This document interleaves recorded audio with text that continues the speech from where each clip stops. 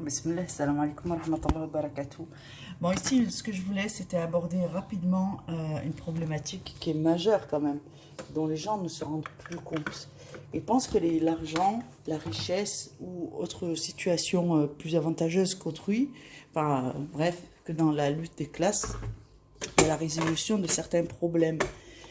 Sauf que l'analyse elle est très mauvaise et ça montre que la plupart des problèmes que les gens rencontrent tout au long de la vie, c'est-à-dire la plupart, c'est-à-dire tout le monde, tous ces problèmes, on va les rencontrer tous autant que nous sommes, parce que ce n'est pas un problème de classe sociale. Vous voyez, la maladie n'est pas affaire de classe sociale. La beauté n'est pas affaire de classe sociale. Le fait de bien vieillir n'est pas affaire de classe sociale. Il y a différents facteurs, dont l'ignorance. Nous consommons, nous ne savons pas quel impact cela aura sur la santé, jusqu'à temps que ça ait dévasté la santé. Et chaque génération devra faire la découverte des avancées technologiques, agroalimentaires de son époque qui vont lui valoir les mêmes troubles et les mêmes problématiques. Donc ce n'est pas qu'une question de classe, c'est une question d'ordre spécifique. Ça veut dire que chacun d'entre nous, à cause de son espèce, de sa nature humaine, devra rencontrer un certain nombre de problèmes durant sa vie. Notamment ceux que j'ai énoncés, mais aussi la mortalité à l'enfantement, les grossesses difficiles, les grossesses à risque, les maladies vénériennes, de tout ce qui touche à l'humain, de près ou de loin, est une condition spécifique. Donc il faut revenir quand même à cette réalité et arrêter par ignorance, je pense, de mettre sur le dos de l'argent, de la situation financière ou de la richesse. D'ailleurs, ce sont des choses qui n'arrêtent pas de changer de définition en fonction des époques.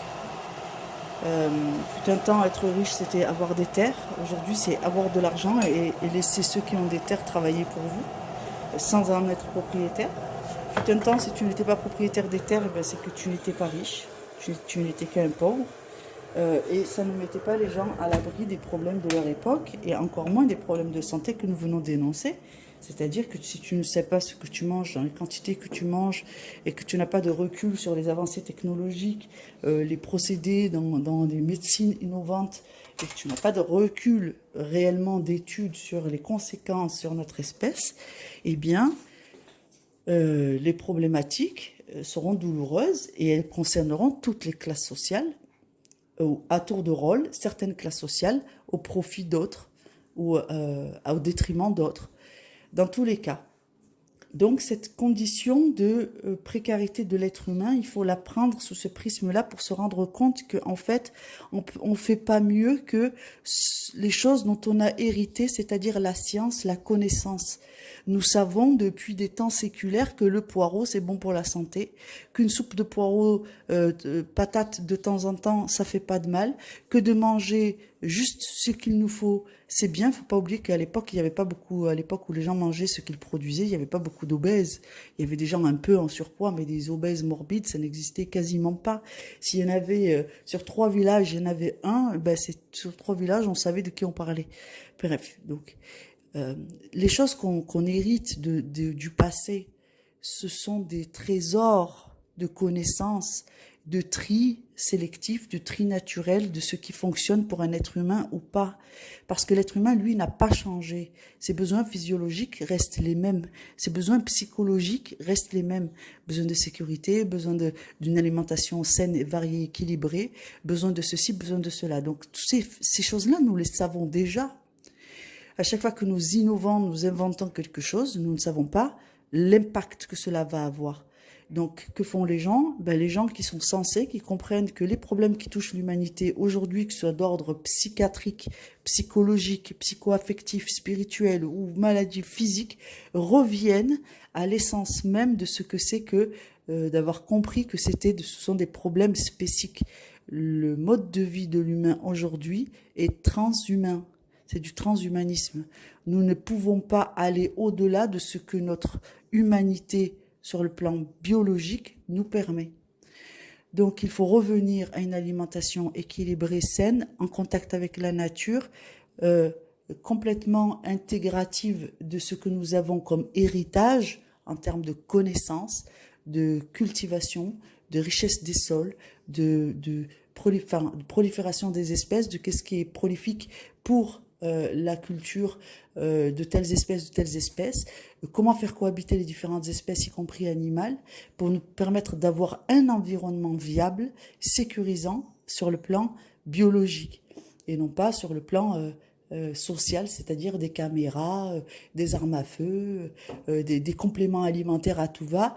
Et voilà, et plutôt que si vous avez une complémentation à faire de quelque chose dont vous êtes en carence, eh bien, assignez-vous à avoir un complément d'équilibre dans votre alimentation générale, c'est-à-dire manger de quoi faire le plein dans tous les domaines, dans tous les minéraux. Si vous avez manque de potassium, manque de magnésium, faites un plein de tous les minéraux en mangeant des aliments et en prenant des condiments qui vont vous permettre de refaire une charge minérale globale, c'est-à-dire que si vous êtes en carence en magnésium et en ceci, en cela, il y a probablement un dérèglement sur l'ensemble des minéraux.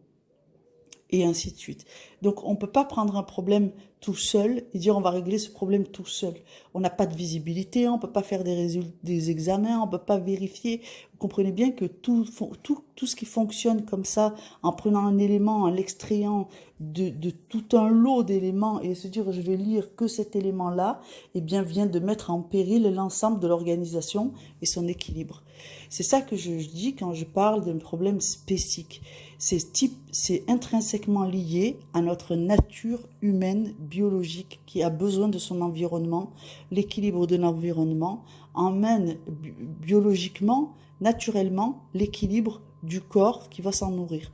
Donc vous vous nourrissez de la terre, si votre terre est équilibrée, que votre potager est équilibré et que votre relation à la nature est équilibrée, ben vous aurez un équilibre. Et donc, on pourra lutter efficacement contre les maladies, les délires aussi, parce qu'il y a une espèce d'hallucination sociale en pensant que c'est l'argent qui va vous apporter le bien-être. Bref, donc en fait, là, on est dans une espèce de délire complètement fou, où la vraie richesse, ça reste de connaître, d'avoir la connaissance de ce qui fait du bien à l'être humain. Donc, les médecines ancestrales, ce qu'on a hérité comme connaissance de la biodiversité, du vivant et l'usage qu'on peut en avoir, c'est la meilleure chose que vous pouvez avoir en tête. Votre héritage, votre patrimoine le plus valorisant, le plus utile pour votre survie, c'est ça. Voilà, salam alaikum wa rahmatullah. J'espère que vous comprenez ce que je dis et que vous allez revenir aux sources. Donc naturopathie, hygiénisme, mode de vie salutaire, recettes de grand-mère que vous avez gardées quelque part, reprendre les fermes agricoles qui ont été laissées à l'abandon ou que vous n'avez pas pu racheter. Faites votre potager, revenez à des choses vraiment naturelles et vous verrez la différence. Cessez de manger des choses qui sont ultra transformées parce que, comme je vous l'ai dit, il y a des excipients en pagaille qui sont en fait souvent des composants minéraux qui viennent déséquilibrer les minéraux présents dans votre corps, et sans parler de ceux qui sont chimiques, ultra transformés, et qui viennent créer des déséquilibres ou vous empoisonner littéralement parce qu'ils sont dans des doses complètement folles. Et ça vient se mélanger avec une alimentation très déséquilibrée, trop riche en sucre, trop grasse, et ainsi de suite, et qui va créer des troubles métaboliques sévères.